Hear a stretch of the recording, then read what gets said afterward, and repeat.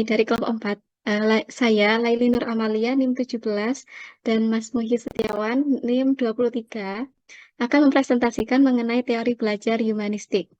Nah, terdapat 6 pokok pembahasan yang akan kami bahas, yaitu ada konsep dasar teori humanistik, tokoh-tokoh dalam teori humanistik, prinsip teori belajar humanistik, aplikasi teori humanistik dalam pembelajaran, implikasi teori belajar humanistik, dan kekurangan serta kelebihan teori belajar humanistik. Nah, yang pertama adalah konsep dasar teori humanistik. Nah, teori humanistik ini berkembang pada tahun 1950-an, berkembang dari psikologi humanisme, di mana teori humanistik merupakan salah satu teori belajar yang lebih melihat pada sisi perkembangan kepribadian manusia. Pendekatan ini lebih melihat kejadian bagaimana manusia membangun dirinya ke hal-hal yang positif hingga tercapainya potensi diri. Nah, teori humanistik adalah suatu teori dalam pembelajaran yang mengedepankan bagaimana memanusiakan manusia, serta peserta didik mampu mengembangkan potensi dirinya. Nah, teori belajar ini berusaha memahami perilaku belajar dari sudut pandang pelakunya, bukan dari sudut pandang pengamat, atau dari sudut pandang siswa, bukan dari sudut pandang guru ataupun orang lain. Nah, selanjutnya adalah karakteristik teori humanistik. Em, Pertama, mementingkan manusia sebagai pribadi, karena teori ini menitik beratkan kepada manusianya atau individunya. Kedua, mementingkan kebulatan pribadi, yaitu keinginan, kemudian tekad pribadi, dan selanjutnya mementingkan peranan kognitif dan afektif, em, termasuk bagaimana atau seseorang individu ini mempunyai persepsi yang subjektif yang dimiliki tiap individu. Jadi, pemahaman seseorang, sudut pandang orang tersebut, kemudian bagaimana dia bisa menentukan tingkah lakunya sendiri, termasuk di dalamnya insight atau pengetahuan, sehingga tercapainya aktualisasi diri dan self-concept. Seperti itu. Nah, kedua adalah tokoh-tokoh dalam teori belajar humanistik. Terdapat dua tokoh yang paling terkenal, ya, ada Abraham Maslow dan Carl Rogers. Nah, yang pertama adalah Abraham Maslow. Abraham Maslow merupakan salah satu pendiri psikologi humanistik, mengusulkan bahwa semua manusia memiliki hierarki kebutuhan, mulai dari kebutuhan yang paling dasar hingga urutan yang tertinggi. Nah, ini merupakan hierarki kehidupan Maslow. Menurut Maslow, pertama-tama, manusia harus memenuhi kebutuhan yang paling mendasar sebelum mencoba atau memenuhi kebutuhan yang lebih tinggi. Nah, kebutuhan yang berbeda dapat dibagi dalam dua kategori utama, yaitu deficiency needs dan growth need, atau kebutuhan kekurangan atau kebutuhan paling dasar dan kebutuhan pertumbuhan. Nah, em, ketika manusia memenuhi kebutuhan fisiologisnya yang paling mendasar, misalnya dalam ini survival atau psychological needs, termasuk makanan, air, tidur, kemudian tempat berlindung, pakaian, seperti itu. Mereka dapat bergerak untuk memenuhi kebutuhan psikologis lainnya, misalnya cinta dan rasa memiliki, harga diri, kemudian mengetahui dan memahami. Pada akhirnya, manusia mungkin mencapai kebutuhan Maslow yang tertinggi dan paling sulit difahami, yaitu aktualisasi diri atau pengembangan potensi penuh seseorang sebagai manusia.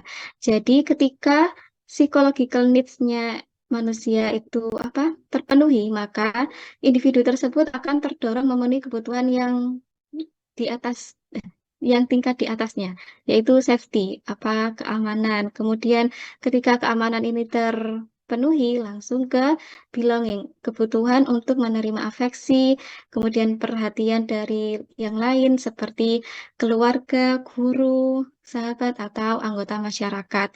Seperti itu. Kemudian kebutuhan untuk memahami dan mengetahui merupakan salah satu kebutuhan pertumbuhan manusia dan dapat dipenuhi dengan baik di lingkungan sekolah.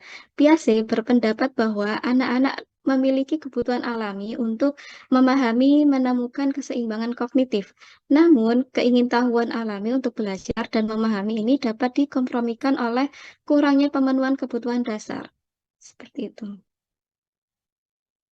Em, Sehingga dari intellectual achievement, ketika terpenuhi, ketika siswa atau individu tersebut sudah paham, sudah tahu, maka akan berlanjut ke aesthetic appreciation. Ketika ini terpenuhi, maka lanjut ke self actualization, seperti itu, aktualisasi diri. Nah, namun teori Maslow ini memiliki keterbatasan. Keterbatasan pertama dari teori Maslow adalah kurangnya metodologi ilmiah yang ketat untuk menurunkannya. Maslow mendasarkan teorinya pada laporan beberapa orang yang dia pilih berdasarkan keyakinannya bahwa mereka adalah individu yang mengaktualisasikan diri. Selain itu, asumsinya tentang sifat hierarki kebutuhan manusia, yaitu urutan kebutuhan manusia dan perkembangannya telah dikritik. Misalnya, tidak seperti Piaget yang berpendapat bahwa anak-anak secara alami ingin tahu dan termotivasi oleh kebutuhan untuk memahami dunia di sekitar mereka. Maslow percaya bahwa siswa kemungkinan besar akan benar-benar tertarik untuk memperoleh pengetahuan pada tahap selanjutnya, seperti pada tahap perkuliahan. Nah, kritik selanjutnya adalah em, kritik yang paling umum terhadap teori Maslow adalah kurangnya bukti penelitian yang mendukungnya. Misalnya, beberapa budaya tampaknya menempatkan kebutuhan sosial di atas yang lain. Juga, hierarki kebutuhan tidak dapat menjelaskan kasus-kasus motivasional seperti seniman yang kelaparan di mana seseorang mengabaikan kebutuhan fisiknya demi mengejar kebutuhan estetika atau spiritualnya. Seperti itu. Tokoh selanjutnya adalah Carl Roger. Nah, dalam Carl Roger ini punya 5 tipe belajar, yaitu desire to learn atau gairah untuk belajar, adanya keinginan untuk belajar, kemudian ada significant learning atau belajar bermakna, kemudian ada learning without threat atau belajar tanpa ancaman. Nah, setiap individu itu tidak boleh belajar di bawah ancaman karena apabila belajar di bawah ancaman itu individu tidak akan mendapatkan apapun dari kegiatan belajar itu sendiri. Kemudian yang selanjutnya adalah self-initiated learning atau belajar yang diprakarsai sendiri. Jadi belajar dengan keinginannya sendiri tanpa disuruh ataupun diancam. Seperti itu. Kemudian yang terakhir adalah learning and change atau belajar dan perubahan. Belajar mengenai perubahan-perubahan yang terjadi baik dalam diri kita sendiri dan perubahan-perubahan lingkungan. Yang selanjutnya adalah prinsip-prinsip dalam teori belajar humanistik. Nah, prinsip dasar teori belajar humanistik adalah usaha untuk memanusiakan manusia dengan segala potensi dan keunikan yang dimiliki oleh setiap peserta didik. Jadi di sini ada beberapa prinsip dari teori belajar humanistik. Yang pertama adalah manusia memiliki kemampuan alami untuk belajar. Nah, kita tahu setiap orang itu punya kemampuan alami untuk belajar. Kemudian ada belajar menjadi signifikan apabila apa yang dipelajari memiliki relevansi dengan keperluan mereka.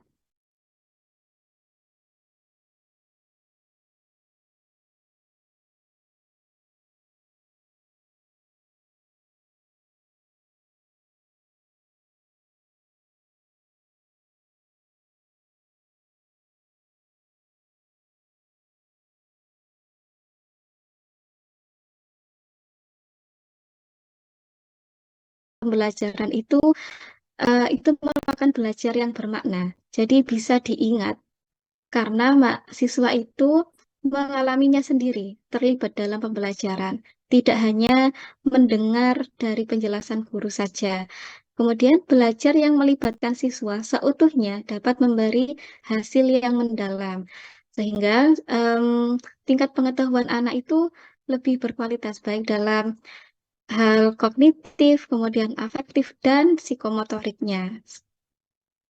Untuk selanjutnya, aplikasi teori belajar humanistik dalam pembelajaran akan disampaikan oleh Mas Muhi. Kepadanya, silakan. Oke, terima kasih Mbak Lili. Tadi sudah dijelaskan oleh Mbak Lili apa itu teori belajar humanistik, kemudian tokoh-tokohnya siapa. Nah, sekarang kita sampai pada aplikasinya, jadi implementasi teori belajar humanistik dalam pembelajaran di kelas itu seperti apa. Oke, berikut Mbak. Nah, penerapan dari belajar humanistik ini lebih menuju pada hasrat atau selamat atau semangat selama proses pembelajaran, sehingga mewarnai langkah-langkah yang akan dikatakan. Kemudian peranan pendidik, peranan seorang guru dalam pembelajaran teori humanistik ini yakni menjadi fasilitator, teman-teman. Jadi guru itu posisinya bukan bukan mengajarkan, tapi hanya fasilitator atau pengarah atau memancing gimana caranya supaya peserta didik itu mengeluarkan ilmu-ilmunya. Jadi seperti itu dan motivasi belajar yang diberikan oleh peserta didik. Kemudian menyadarkan peserta didik dalam mengartikan belajar untuk kehidupan sekarang maupun yang akan datang. Oleh sebab itu dulu ketika kita kuliah S1 diajarkan eh, sebelum kita memulai pembelajaran maka diawali dengan salam dulu, doa, kemudian motivasi belajar. Jadi motivasi belajar itu apa sih gunanya peserta didik belajar ilmu ini? Nah, itu salah satunya untuk memancing peserta didik belajar kemudian mengasah kemampuan otaknya mempelajari ilmu, misal ilmu matematika, misal ilmu IPA, apa sih gunanya belajar ilmu IPA ini untuk kehidupan saya ke depannya seperti itu. Jadi setelah guru memancing dengan kata-kata seperti itu, secara tidak langsung peserta didik atau siswa kita itu menalar, oh ya, saya belajar ilmu IPA ini untuk seperti ini, untuk seperti ini, gitu, teman-teman. Berikut, Mbak. Ya. Kemudian, ini implementasi dari belajar ini. Jadi karena program persiapan guru menekankan pada misi pendidikan di sekolah, mudah untuk melupakan kebutuhan dasar siswa dan fokus pada akademisi di misi kelas. Jadi seorang guru hari ini tidak hanya harus fokus terhadap nilai, teman-teman. Jadi harus kembali pada hitoh awal guru itu mendidik siswa gimana caranya yang awalnya tidak bisa menjadi bisa. Bukan yang awalnya dapat nilai kemudian dapat 100, tidak. Karena nilai itu bisa bisa kita buat dengan sendirinya. Nah, kemudian ini sesuai yang ada di bukunya Moreno pada tahun 2010, terlalu banyak fokus pada kebutuhan untuk belajar yang dapat menyebabkan melampiaskan guru dari menyadari bahwa alasan seorang siswa ditarik atau apatis di kelas bukan karena kurangnya motivasi untuk belajar, tetapi lebih karena tidak terpenuhinya kebutuhan akan kebutuhan keamanan, kemudian kenyamanan fisik. Jadi siswa itu akan belajar dengan enak, dengan nyaman ketika berada di kelas. Kenyamanan fisik siswa itu harus dijamin oleh guru. Jadi ketika guru memberikan pertanyaan kepada semua siswa, kemudian ada satu atau dua siswa yang tidak bisa, itu tidak boleh dibully. Kalau misal ada pembulian dari teman-temannya itu harus dibela oleh guru tersebut. Karena memang kita belajar tentang teori humanistik itu lebih difokuskan pada manusianya, jadi human gitu teman-teman. Berikut, Mbak. Nah, kemudian adapun kekurangan sama kelebihan teori humanistik ini banyak sekali teman-teman. Yang pertama, berikut Mbak Leli. Nah, ini kelebihannya dulu. Jadi dalam teori humanistik ini pantas untuk diimplementasikan di sekolah dalam materi pembelajaran apapun tujuannya untuk membentuk kepribadian siswa. Kemudian perubahan tingkah laku, hati nurani, dan pandangan terhadap fakta sosial. Jadi ibaratnya kalau mendidik siswa dan menggunakan teori humanistik ini secara gampangnya itu dari hati ke hati gitu teman-teman. Jadi tidak ada paksaan siswa untuk belajar, tapi iya, mungkin bukan berarti tidak ada paksaan atau tekanan, tapi kita memaksanya itu dengan motivasi pembelajaran yang diungkapkan oleh guru kepada peserta didiknya. Bukan berarti kita harus menekan siswa ini harus terendah, gitu teman-teman. Kemudian yang kedua, seorang lebih mempunyai keinginan atau kesanggupan untuk mengembangkan potensi dirinya dan percaya pada takdir biologis dan ciri lingkungan. Nah, ini kelebihan-kelebihan daripada kita menerapkan teori humanistik ini. Kemudian yang selanjutnya ada keberhasilan dari menerapkan teori belajar humanistik ini adalah peserta didik atau siswa merasa dirinya bergembira sehingga ada gairah atau inisiatif dalam belajar serta terjadinya perubahan dalam pola pikir, kemudian sikapnya dan tingkah laku atau keinginan diri siswa itu. Jadi tidak ada paksaan seperti yang dikatakan Mbak Lili barusan di subbab awal. Siswa belajar itu tidak dipaksa, kemudian tidak didorong, kemudian tidak dikejar-kejar apapun gitu. Jadi dia belajar menurut kemampuannya, menurut kemauan dirinya juga. Nah, gitu. Namun di samping ada kelebihan, tentunya ada kekurangan dalam teori pembelajaran humanistik ini. Kekurangannya adalah peserta didik yang tidak ada keinginan untuk memahami potensi dirinya akan tertinggal dalam proses pembelajaran. Nah, ini memang teori humanistik ini tidak bisa kita semata-merta menyamakan semua sekolah itu sama. Karena memang beda sekolah, beda siswa, dan beda potensi daripada siswa itu, teman-teman. Kita bandingkan ketika sekolah favorit, sekolah yang berada di daerah kota, kita implementasikan teori humanistik ini di dalam kelas tersebut, mungkin ini sangat bisa. Namun, ini belum tentu bisa teori humanistik ini diterapkan di sekolah-sekolah pinggiran yang siswanya memang tidak berkemauan untuk sekolah, kemudian teori humanistik ini diimplementasikan di kelas itu. Ini bisa jadi tidak bisa, teman-teman. Ini sesuai dengan fakta kekurangan yang pertama ini. Jadi peserta didik yang tidak ada keinginan untuk memahami potensi dirinya akan tertinggal. Nah, pasti kan ada di antara teman-teman yang sudah mengajar, ada siswa yang penting saya sekolah aja dah gitu. Masalah pintar gak pintar apa kata nanti gitu. Akan indah pada waktunya gitu kan. Kemudian yang kedua, peserta didik terlalu diberi kebebasan. Jadi dalam teori humanistik ini peserta didik diberi kebebasan, ayo kamu bisanya pembelajaran apa gitu.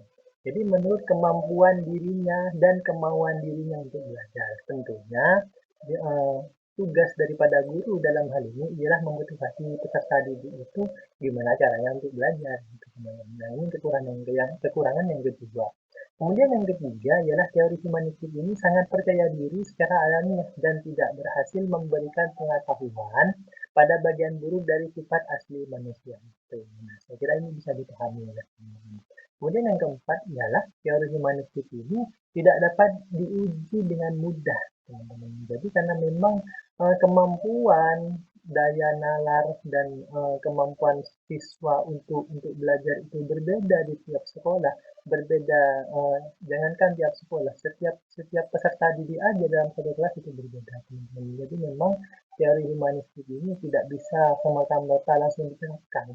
Ada notabene siswa yang ketika kita beri motivasi dia langsung belajar gitu. Namun juga ada siswa yang kita beri motivasi dia mangkal gitu, teman-teman. Ada siswa yang dia mau mengerjakan PR, dia mau belajar harus kita beri hukuman, gitu. Harus kita tekan. Ada memang karakter siswa yang seperti itu. Itu kekurangan daripada teori belajar humanistik ini. Dalam psikologi humanistik, terdapat banyak konsep yang masih buram, teman-teman, dan subjektif seperti pada aktualisasi diri. Jadi, memang seperti itu, teman-teman. Berikut, Mbak.